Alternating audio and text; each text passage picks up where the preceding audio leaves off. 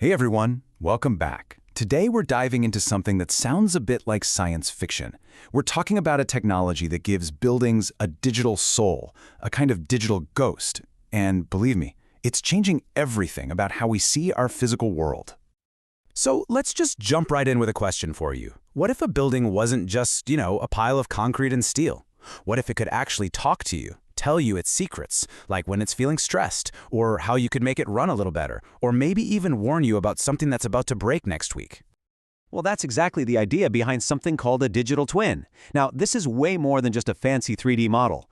Think of it as a living, breathing digital copy of a real thing, and it's constantly being updated with data from the real world. It's basically the ultimate instruction manual and a live health report all rolled into one. Okay, so how does this actually work, like in the real world? Well, the first big thing it does is help us perfect the present. We're talking about using these incredibly powerful simulations to fine-tune a building's performance right here, right now. The brilliant part? The digital twin is basically a virtual sandbox. It's a safe space where you can just play. You can run all sorts of what-if scenarios on the digital copy without ever touching or risking the actual physical building. It's the ultimate playground for getting things just right. So what kind of experiments are we talking about here? Well, for one, you can dial in the perfect settings for energy use, which saves a ton of money and is way better for the environment. Or you could model the airflow inside to make sure everyone's comfortable and breathing healthy air. You can even figure out how to maximize natural daylight to make the whole place feel brighter and, honestly, just a nicer place to be. And look, the results can be pretty incredible. When you actually compare a regular building's energy use to one that's been optimized with a digital twin, wow. The savings are not just little tweaks here and there. We're talking about major, significant reductions in cost and environmental impact. This isn't just theory. It's a real, tangible benefit you can see. But getting things perfect right now is really just the start. This is where it gets really cool. Digital twins also give us this almost spooky ability to predict the future. And we do that with something called predictive maintenance. And the whole idea here is an absolute game changer. Think about it.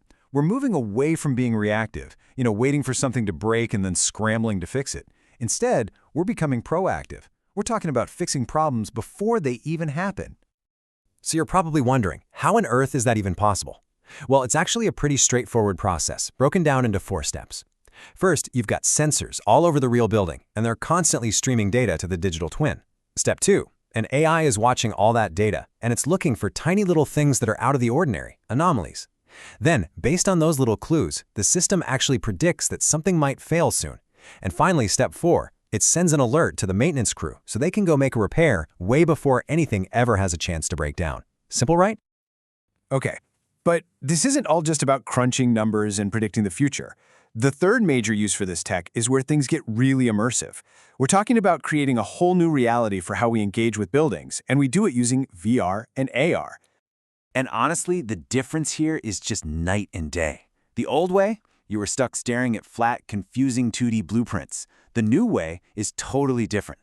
You can literally put on a VR headset and walk through a building that doesn't even exist yet.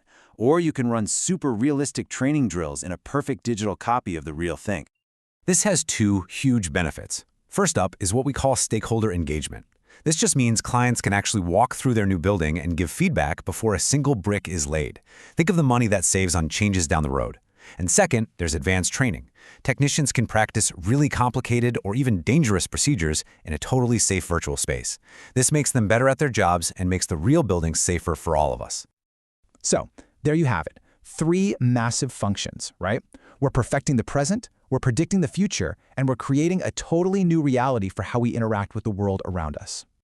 When you step back and look at it, this is so much bigger than just a cool 3D model with some data attached.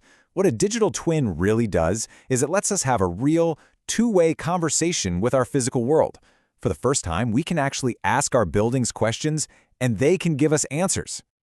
And that just leaves us with one last, really fascinating thought. If our buildings can have these digital ghosts that learn and adapt, what's next? Could we have a digital twin of an entire city? What about an entire ecosystem? What happens when our whole world has a digital copy that we can actually talk to? Now that is something to think about.